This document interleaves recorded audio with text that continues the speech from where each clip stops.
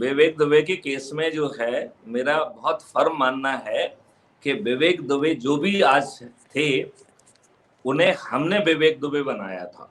विकास दुबे हाँ सॉरी विकास दुबे।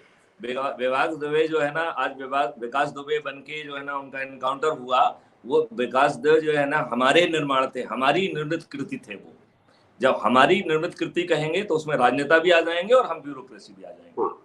जब उसके खिलाफ ऑपरेशन जा रहा था तो हमारे 200 लोग जो है वो विकास दुबे को गाइड कर रहे थे, उसको टाइम टू टाइम इंफॉर्मेशन दे रहे थे। आपके जो है संविधान में 311(2) भी है। हम ये लाइन अटैचमेंट का और ये डी का ड्रामा क्यों करते हैं? Why are we not dismissing them summarily and arrest करके जेल भेजें? It will set a strong example. ये तो हो गई है ब्यूरोक्रेसी की बात, पुलिस की बात। Now let's talk about राजनेता also. जितने भी राजनेता उनके सपोर्ट में थे, इसके सब टेक्निकल एविडेंस अवेलेबल हैं। इसके लिए किसी एसआईटी की जरूरत नहीं है। यदि यूपी पुलिस को कोई प्रॉब्लम है तो मेरे पास आ जाए, I will guide them, I will do that analytics and I will give the digital proof about everything about their राजनेता।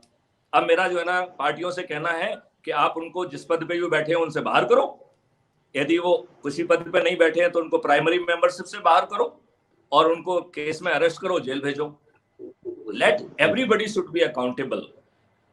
क्योंकि जो है अब इतने सालों के बाद इतना कब तक हम धैर्य करेंगे, कब तक हम जो है जस्टिफिकेशन के कारण ढूंढेंगे? अब जस्टिफिकेशन के कारण ढूंढने का समय खत्म हो गया है।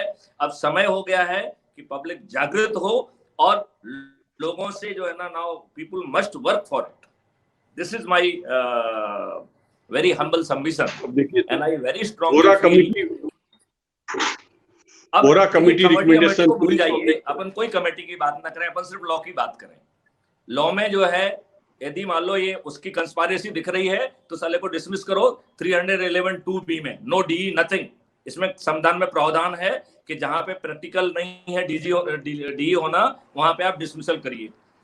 तो डिसमिसल करिए सीधा और let him prove his innocence. यदि इनोसेंस प्रूव हो जाएगी तो फिर आ जाएगा वो नौकरी में। ऐसे नालायकों को नौकरी में ना रहने के बाद यदि बाद में आके तनख्वाह भी देना पड़े तो वो भी कोई प्रॉब्लम नहीं है। कम से कम वो रिफॉर्म तो हो जाएंगे और बाकी लोग रिफॉर्म हो जाएंगे। वैन कॉन्स्टिट्यूशन में इस तरीके के प्रावधान किए गए हैं तो हम उनका उपयोग करें। कहीं ना कहीं हमें वह हिम्मत जुटाना ही होगी